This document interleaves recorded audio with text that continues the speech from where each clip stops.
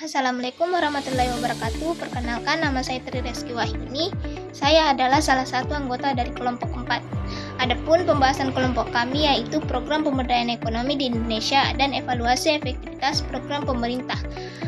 Yang pertama yang dibahas itu adalah program pemberdayaan ekonomi di Indonesia. Adapun definisinya yaitu serangkaian kebijakan kegiatan. Program pemberdayaan ekonomi adalah serangkaian kebijakan, kegiatan, atau inisiatif yang bertujuan untuk meningkatkan kapasitas ekonomi individu atau kelompok masyarakat, terutama kelompok rentan dan berpendapatan rendah, agar mereka dapat secara mandiri.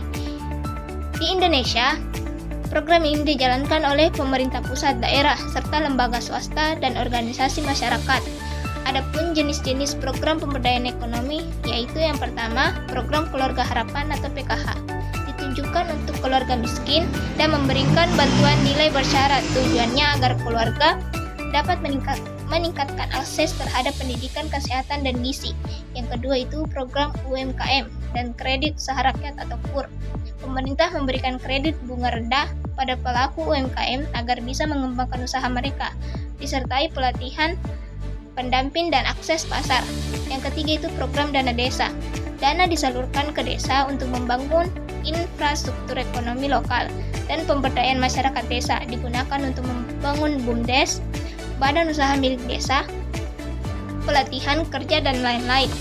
Yang berikutnya itu kartu prakerja, merupakan program pelatihan vokasi dan insentif untuk masyarakat usia kerja yang belum atau tidak bekerja, membantu meningkatkan keterampilan dan produktivitas tenaga kerja.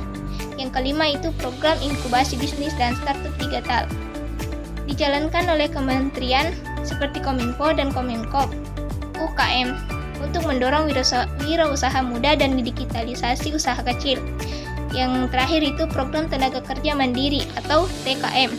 Program ini membantu masyarakat untuk menciptakan lapangan kerja baru dan menjadi tenaga kerja mandiri.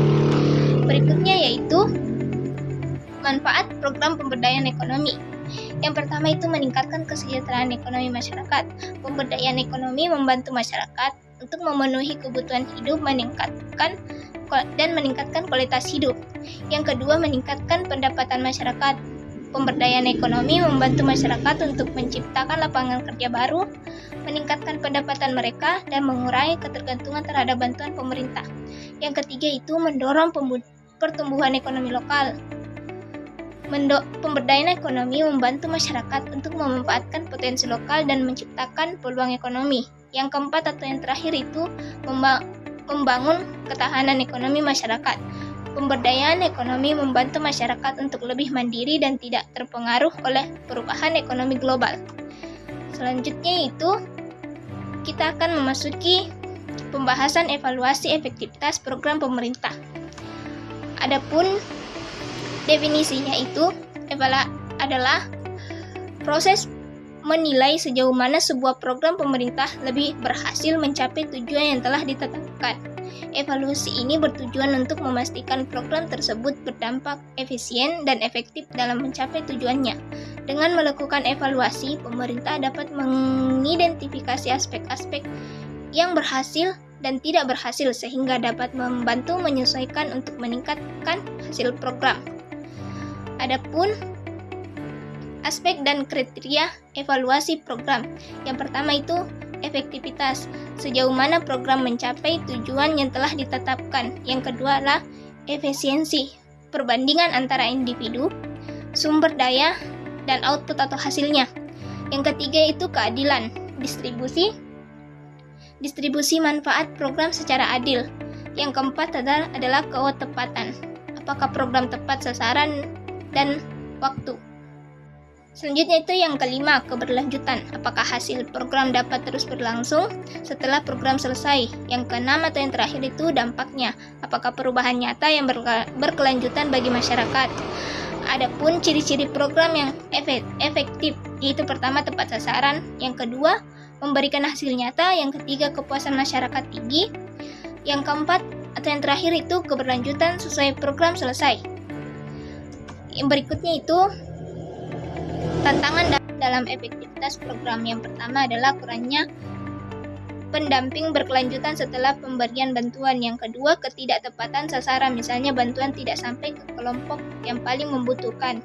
Yang ketiga itu minimal integrasi antar lembaga pemerintah. Yang keempat, kurangnya literasi keuangan dan keterampilan usaha dari penerima manfaat. Berikutnya itu manfaat evaluasi efektivitas program pemerintah.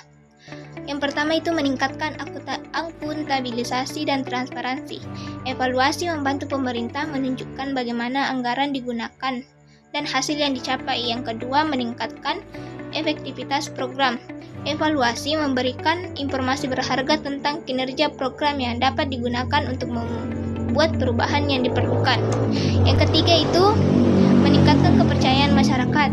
Hasil evaluasi yang transparan dapat meningkatkan kepercayaan masyarakat terhadap sistem pemerintah. Yang keempat itu memperbaiki perencanaan dan implementasi program. Evaluasi dapat membantu pemerintah untuk mengidentifikasi kelemahan dalam perencanaan dan implementasi program, sehingga dapat membuat penyesuaian untuk meningkatkan efektivitasnya. Yang kelima itu memberikan dasar untuk memberikan insentif atau sanksi. Hasil evaluasi dapat digunakan sebagai dasar untuk meningkatkan insentif kepada daerah yang menunjukkan kinerja baik dan pertimbangan untuk memberikan sanksi bagi daerah untuk menunjukkan kinerja buruk. Selanjutnya itu contoh evaluasi. Yang pertama itu program Keluarga Harapan atau PKH. Program ini cukup efektif dalam meningkatkan akses masyarakat miskin terhadap layanan pendidikan dan kesehatan, seperti meningkatkan partisipasi anak sekolah dan kunjungan ibu hamil ke posyandu.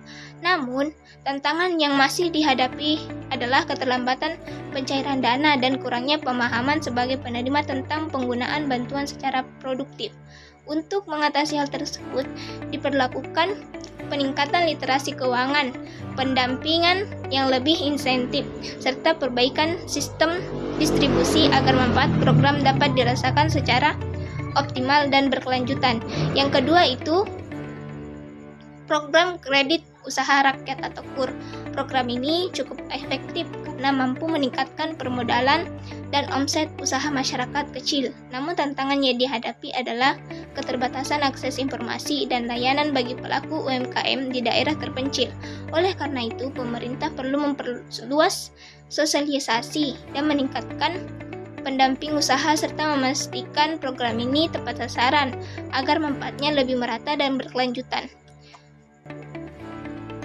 Sekian dari saya. Terima kasih. Wassalamualaikum warahmatullahi wabarakatuh. Bye-bye.